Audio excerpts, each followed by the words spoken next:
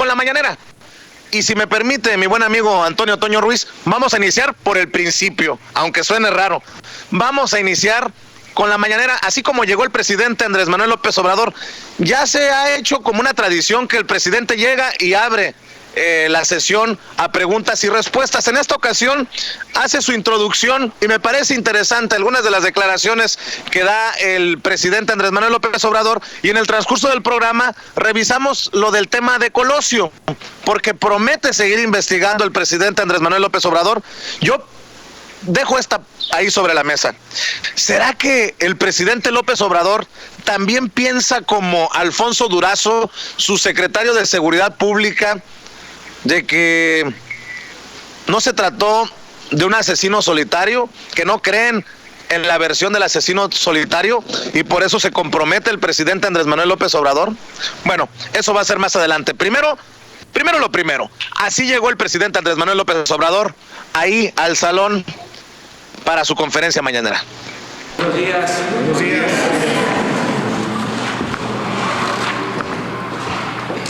Hoy vamos a dar respuesta a un planteamiento de ayer acerca de los reclusos que se trasladaron de las Islas Marías y que el propósito es acercarlos a sus lugares de origen, a donde están sus familiares. Claro que es una decisión de ellos, voluntaria. Les van a informar sobre este tema, este asunto que estamos cuidando mucho por razones humanitarias. Les van a informar el día de hoy, terminando la conferencia, va Francisco Garduño a darles toda la información. Y nos queda pendiente para el lunes informar sobre el asesinato a periodistas, tener más información sobre lo de San Luis Río Colorado y sobre otras agresiones. No se hizo el día de hoy porque Alejandro Encinas está en una misión, está haciendo una visita a un estado del país. Entonces, él es el que tiene esta responsabilidad y el lunes se les va a presentar todo un informe sobre la protección a periodistas como una función básica, estratégica, fundamental para que en el país se pueda ejercer con libertad el oficio, sin riesgos, como desgraciadamente ha sucedido, que muchos periodistas han perdido la vida en el cumplimiento de su trabajo. Entonces, vamos a hablar sobre eso el lunes. Yo ahora les comento sobre dos temas. Uno es relacionado con el acuerdo que se logró el día de ayer con los maestros que estaban protestando. Es un acuerdo inicial, no es un asunto resuelto en definitiva, porque según me informaron, ellos van a hacer una consulta con las bases, con los maestros, en este caso fundamentalmente en Oaxaca. Ayudó mucho este diálogo porque se aclararon cosas, habían algunos malentendidos nosotros reiteramos el compromiso de cancelar la mal llamada reforma educativa. Vamos a cumplir con ese acuerdo. No hay otra intención. Esto para que todos los maestros de México lo sepan. Se van a abrogar, a cancelar todas las leyes secundarias, todos los reglamentos que se aprobaron para imponer esta reforma educativa. Y va a haber una nueva reforma a la Constitución, que es lo que se está proponiendo,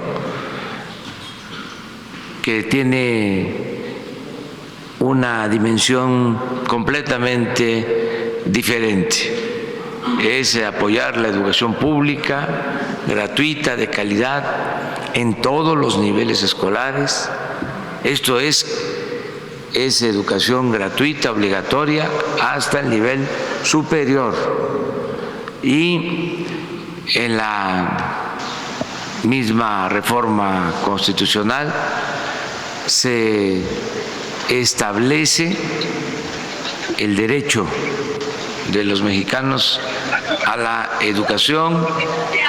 No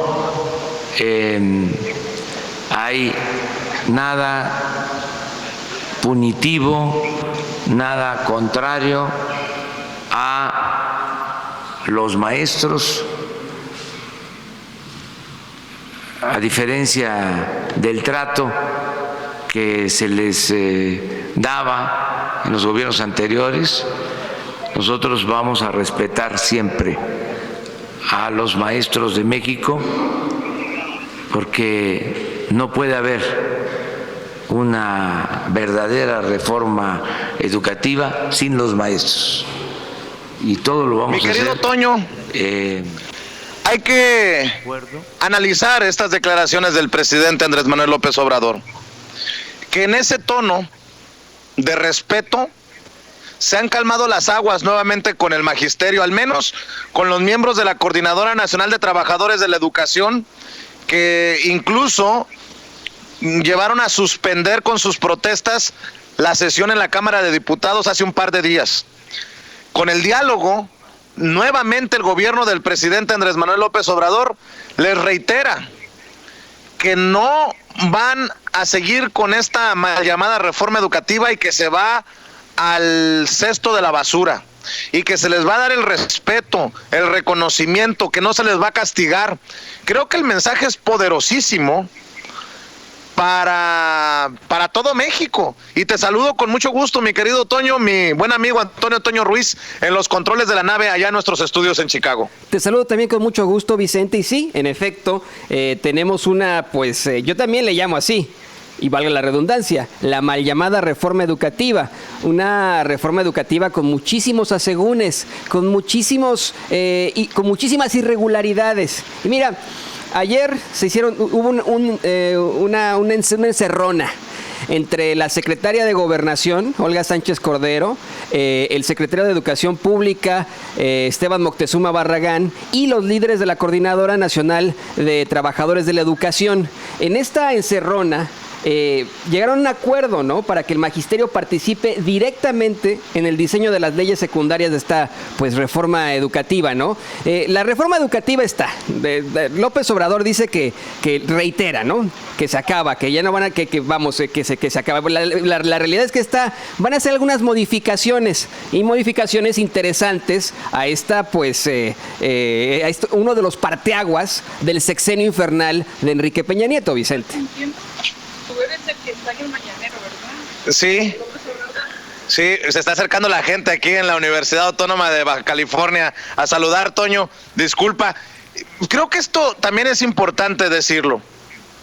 Como el presidente ya se compromete públicamente, cualquier intento de reventar, cualquier protesta magnificada, exhibirá a un grupo, o una de dos, muy de extrema, muy extremistas, o de plano un grupo que quiere hacerle el caldo gordo a los conservadores. No hay de otra, Toño.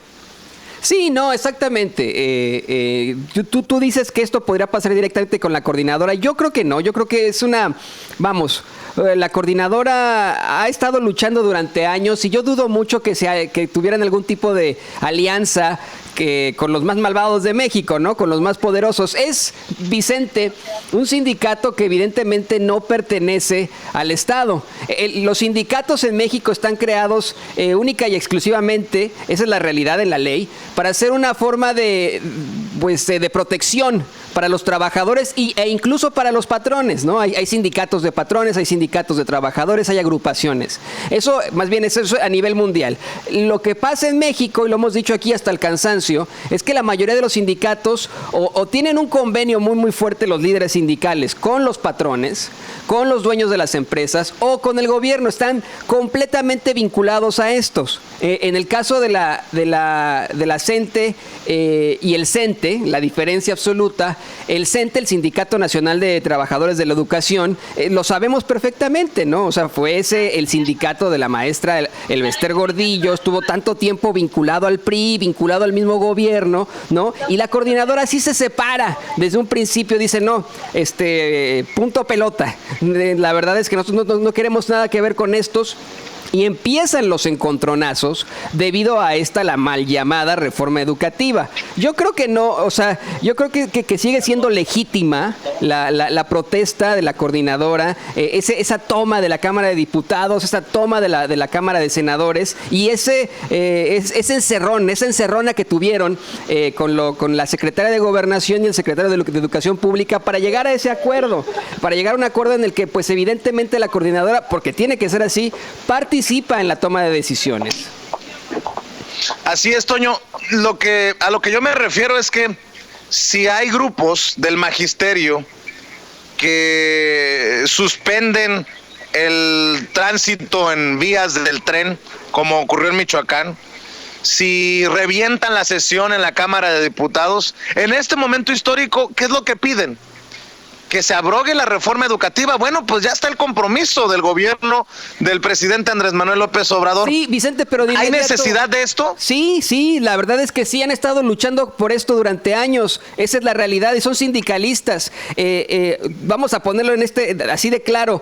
¿Por qué se dio tanta celeridad a la Guardia Nacional? Ya hay Guardia Nacional, o sea, ya se decretó que va a haber Guardia Nacional. ¿Y por qué sigue rezagada la reforma educativa? Por supuesto que hay muchísimas cosas que hay que enfrentar en la cuarta transformación. Por supuesto que hay muchísimas cosas que asumir, muchos compromisos que asumir, pero yo creo que es legítimo que sigan ellos luchando por esto, aunque ya haya un compromiso. Es su derecho. Su derecho completamente. Pero ¿qué es lo que buscan? Ya hay un compromiso.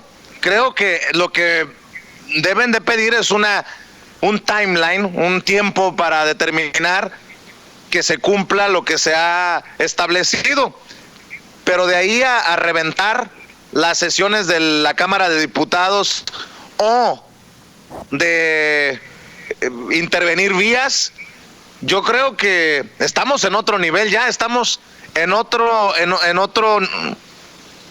lugar, ¿no? Pero vamos, como lo dice el mismo López Obrador, están en su derecho de hacerlo. Y bueno, ya llegaron a un acuerdo. Creo que en esos momentos ya llegaron a un acuerdo. Estoy en eso sí, de acuerdo contigo. A veces la interrupción de las vías de comunicación es una situación que afecta no solamente a la gente que está pasando por ahí, sino a la gente que necesita ciertos productos, a los comerciantes, a la gente en general, valga la redundancia. Esa es la realidad, sí.